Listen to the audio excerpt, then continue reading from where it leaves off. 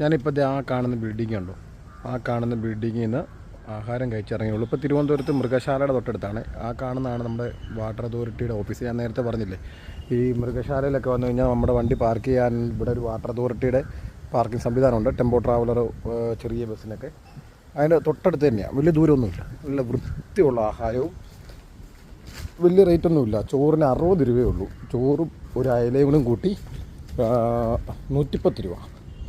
പിന്നെ ഇവിടെ നിന്ന് എന്തേരം ദൂരം ഉണ്ടെന്ന് ഞാൻ കാണിച്ചു തരാം. നിസ്സാര ദൂരമേ ഉള്ളൂ. ഇത് കണ്ടല്ലോ, ആ കാണുന്നതാണ് ആ ബിൽഡിങ്. ഇവിടെ ക്യാൻറ്റീനിൽ നിന്ന് ബോർഡ് വെച്ചിട്ടുണ്ട്. ഈ ക്യാൻറ്റീനിൽ നിന്ന്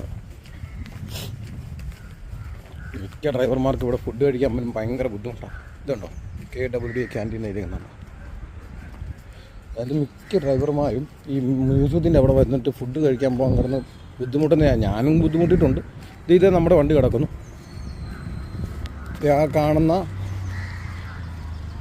എൻട്രൻസ് കണ്ടോ, അവിടെ നിന്ന് വലത്ത് വശത്താണ് മൃഗശാല. ഇത്ര അടുത്താണ് ഈ സംഭവം.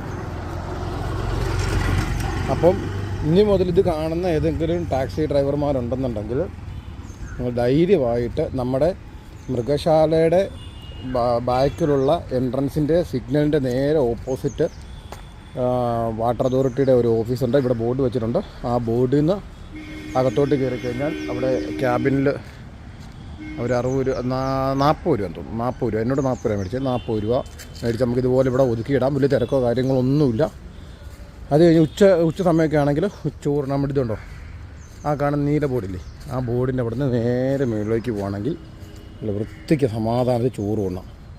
അപ്പോൾ ഇത് ഡ്രൈവർമാർ ശ്രദ്ധിക്കുക. ഇവിടെ വരുമ്പോൾ ഒന്ന് പരീക്ഷിച്ച് നോക്കുക.